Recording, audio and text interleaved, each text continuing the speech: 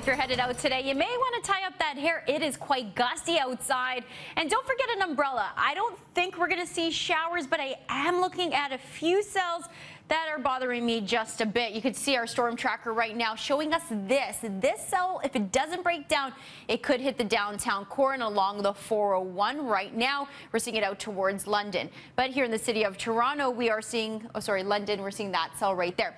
Now here in the city of Toronto, it is dry. This evening, we're expecting dry conditions. So it looks like this system that we are seeing that's breaking apart right now, if it's going to hit us, it'll be within the next few hours. Then it'll die down throughout the overnight, looking fantastic. But by tomorrow, 11 a.m., that's when we could start to see those showers once again roll through. Early afternoon, that's when the risk of thunderstorms around 7 p.m. it'll die down. But it's pretty much spotty anywhere from 11 a.m. right throughout the 7 p.m. hour. Storm tracker right now showing us areas like London out towards southwestern Ontario along the 403 right now, dealing with a few showers there and some thunderstorms.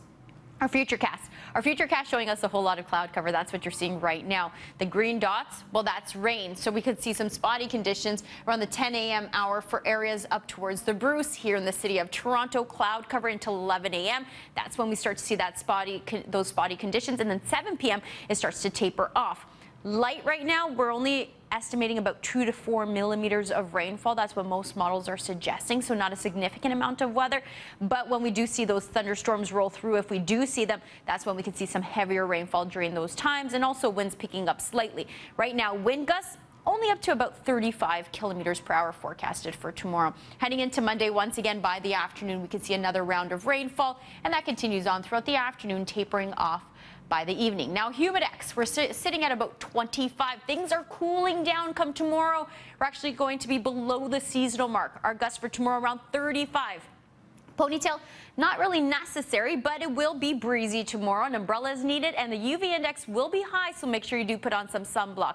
This is your Pride forecast, 8 a.m., 17 degrees. We jump up to 21 tomorrow. The average high for this time of year, of course, is around the 25-degree mark, so we're a few degrees below seasonal.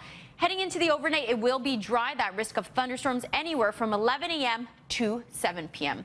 Now, our 7-day forecast. You can see that it cools down and then starts to climb once again. We start to get closer to the seasonal mark, but still a few degrees below it. Heading into Canada Day, well, I know that people want to know this forecast. A little early to tell, but right now it looks like it's partly cloudy skies and some showers in the forecast with a high of 24 degrees.